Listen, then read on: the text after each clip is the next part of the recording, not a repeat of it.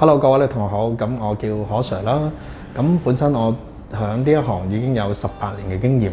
咁啊，除咗教授啲寵物美容啦，亦都會有幫一啲學生去做考牌啦，同埋都會教授一啲寵物嘅護理。咁啊，今日介紹一啲工具啦，尤其是我哋話梳呢一樣嘢啦。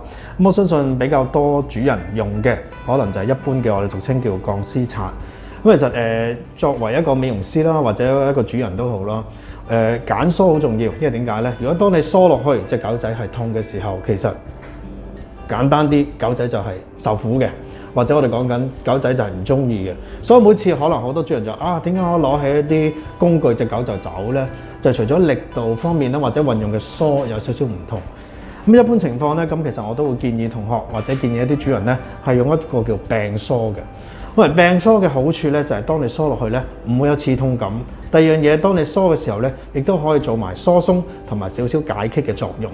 咁所以柄梳嘅作用係非常之大，無論任何嘅毛質都可以會去用柄梳。咁所以一般嘅美容師其實要去留毛或者我哋話做造型嘅話咧，其實用柄梳呢樣嘢係最好嘅。